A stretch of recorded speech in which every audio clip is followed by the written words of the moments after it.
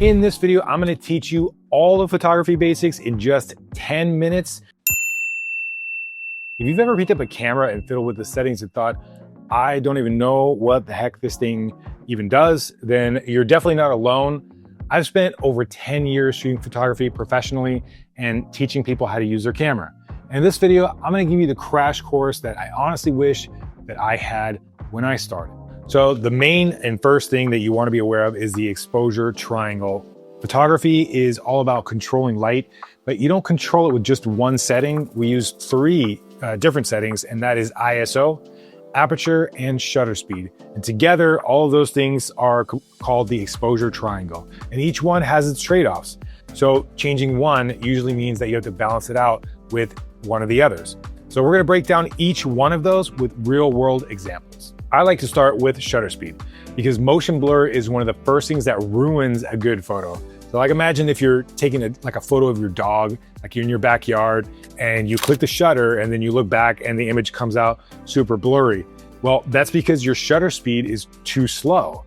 The shutter speed is the amount of time that the shutter stays open. So a fast shutter speed, like 1/1000th of a second, is gonna freeze the motion.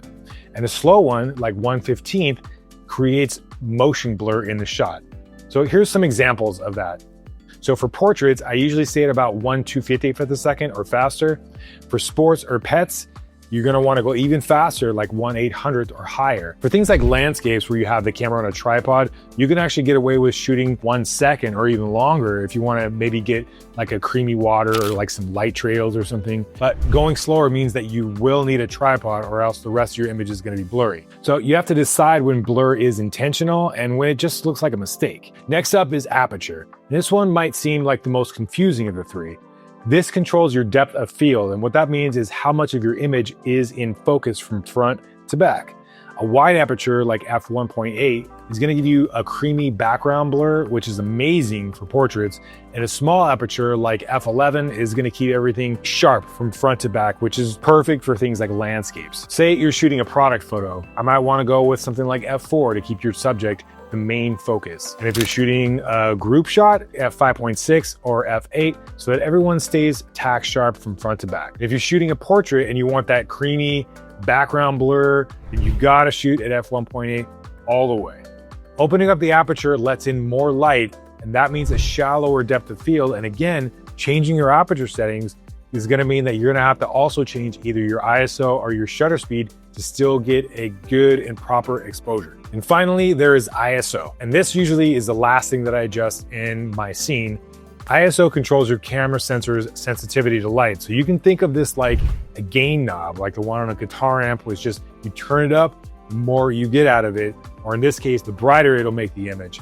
But the trade-off is you have a low ISO is a cleaner image, and a higher ISO means you're adding more grain and more noise to your image. So here's a quick ISO scale. It's just a basic guideline, and every situation can be a little bit different. ISO 100 for bright daylight, ISO 400 for indoor shots, ISO 1600 to 3200 for low light or night, ISO 6400 plus only if you really need it. Higher ISO makes your images noisier, especially on cheaper cameras. So you always want to keep your ISO as low as you can while still getting the right exposure. So how do you put all these things together? Here's how I would set up a shoot in the real world. I'd start with my shutter speed and decide if I want motion blur in the shot or not. Once I know what I want and I have that set, then I move to aperture. And do I want background blur or do I want more to be in focus? And then lastly, I'm gonna set my ISO, dial it up just enough to get the right brightness. So let's look at a couple of scenarios. Scenario one would be shooting a friend outdoors. I'd probably put my shutter speed at maybe 1/400th of a second. I'm gonna put my aperture at f2.8 for some background blur. And then my ISO is gonna be relatively low, like ISO 100. Scenario two is an indoor group shot. So it's indoor, so I don't have quite as much natural light as outdoor. I'm probably gonna need to reduce my shutter speed just a little bit to maybe 1/125. And my aperture, I wanna raise that up to f5.6 to keep everybody in focus. And then I'm probably gonna end up having to bump up my ISO too to maybe something like 800. The trick is to learning how to adjust one setting without messing up the other settings. So here's sort of a troubleshooting cheat sheet, let's say. So let's say your image is too blurry. then that means your shutter speed is too slow. It's too noisy, that means your ISO is too high. And too much or too little in focus means you have the wrong aperture.